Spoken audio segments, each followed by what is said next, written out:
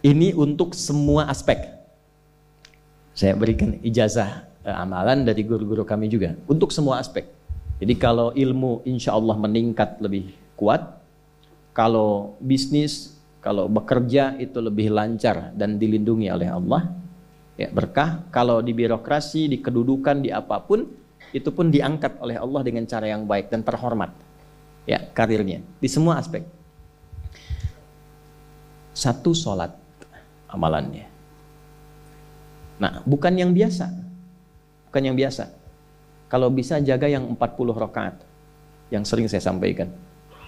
17 rakaat sholat fardu. Sudah? 12 rakaat rawatib. 11 rakaat yang tahajud. Jumlahnya 40. Ya? 17 rakaat sholat fardu. Kalau ini wajib. Kalau wajib standar. Ya. Mau kaya, mau tidak, ya sholat 17 rakaat juga. Mau pintar, mau tidak, 17 rakaat juga. Jelas ya? Rumusnya 24, 4, 3, 4. Ya, itu ya, nomor aksesnya. 24, 4, 3, 4. 2 subuh, 4 zuhur, 4 asar, 3 maghrib, 4 isya. Ya, jangan sampai miskol. Kalaupun miskol harus khairayyarah. Ya kan? Bukan syar'iyyarah. Baik, pasti yang miskol muadzin, Allahu akbar, khairayyarah. Ya. Baru adzan belum qomat syar'iyyarah. Pasti ya? Oke. Teruskan, yang 12 itu hadisnya sahih. Perhatikan baik-baik. Man shalla itsnatai asyrata rak'atan fi yaumin wa lailatin. Siapa yang menunaikan salat sunnah 12 rakaat yang mengiringi salat fardunya siang dan malam. Sudah, arba'an qabla dhuhri, 4 rakaat sebelum zuhur. 4 rakaat sebelum zuhur. Teknisnya bisa langsung 4 atau 2-2. 2, kemudian salam, 2 rakaat lagi, salam. Jelas? Baik. Kemudian arba'an qabla dhuhri, rak'ataini ba'daha, 2 rakaat setelahnya. Setelah zuhur 2 rakaat. 4 tambah 2 berapa?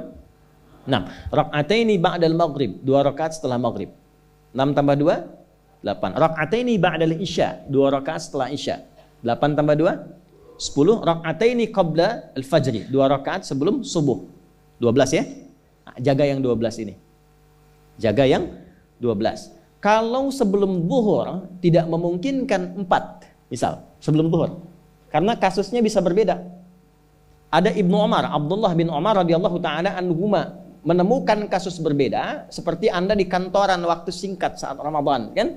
Dapatnya cuma mungkin 2. Maka ada hadis dari Nabi sallallahu alaihi wasallam, riwayatnya Ibnu Umar. Qala au kama qala hafidtu an Rasulillah sallallahu alaihi wasallam 10 rakaat. Saya hafal dari Nabi 10 rakaat. Kalau tidak sempat sebelum zuhur 4, boleh 2. Nah, dari Ibnu Umar ini sebelum zuhurnya 2 rakaat. Sebelum zuhurnya berapa? 2 rakaat. Jadi kalau bisa 4, kalau tidak memungkinkan berapa? 2. Orang yang terbiasa 4, lalu karena kondisi tertentu dia mengerjakan 2, tetap dicatatkan oleh malaikat 4 jumlahnya. Dari mana dalilnya? Hadis. Idza maridal abdu aw safar kutiba lahu misla ma kana alaihi muqiman sahiha. Kalau seseorang sakit atau bepergian jauh atau dia sedang punya uzur syar'i seperti 2 hal tadi, dan tak mampu melakukan amalan rutinnya seperti biasa, maka tetap dituliskan pahalanya sempurna seperti rutin dan mukimnya. Contoh, ibu mohon maaf ya bu ya, mohon maaf. Perempuan dalam keadaan suci, sholat subuhnya berapa rakaat? 2, ya 2 kan nggak mungkin 3 kan? Baik ya, 2 rakaat. Sholat qabliyahnya berapa rakaat? 2 rakaat. Baik. Setelah itu baca Quran nggak? Alhamdulillah. Misal 1 halaman, kan? Misal. Ibu kerjakan saat suci. Saat sedang tidak suci, masa haid tiba, sholat tidak? Tidak. Baca Quran tidak? Nah, kalau punya kebiasaan sholat, baca Quran, dan tiba masa haidnya, itu pahalanya tetap dituliskan sesuai kebiasaannya. Harus tahu itu. Makanya manfaatkan, karena kalau sudah tiba masa monofos, sama. Itu Allah tuh memberikan kemuliaan khusus. Makanya bu, kalau ngaji dengan ustadz-ustadz tertentu, bikin kurikulum ngajinya fikih perempuan aja, gak usah jauh-jauh. Fikih perempuan. Keluarkan karena banyak pahala mengalir di dalamnya. Ya. Dan kadang-kadang saya suka bingung kalau bahas fikih rumah tangga itu kenapa yang tegang-tegang gitu. Sekarang fikih parenting sekarang tuh kayaknya menegangkan antara surga neraka aja tuh. Tanggung jawab suami, hati-hati dengan istri. Padahal Qur'annya mengatakan rumah tangga itu penuh dengan permainan yang menyenangkan. Yang ada banyak candanya. Gitu. Coba keluarkan tuh hadis-hadis itu ya.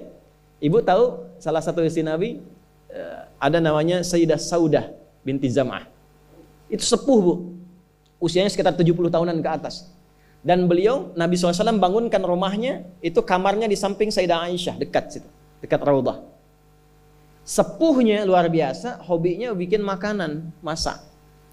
Satu kali ketika beliau sedang ngolah tepung, Nabi pulang, pas kemudian bagiannya Sayyidah Saudah binti Zam'ah datang sedang ngolah tepung, atau dalam riwayat atau kama hadas, itu dicolek tepungnya, bermain, bercanda, dicolekkan di keningnya, di kening istrinya. Itu sudah sepuh, dicolekkan, masih bercanda, masih tertawa. Kalau bahasa kita masih panggil sayang gitu. Ini kapan kakek nenek masih bilang sayang dan canda. Ini penuh dengan demikian ya. Ini yang mau saya kembalikan tuh, ya nilai-nilai tadi. Jadi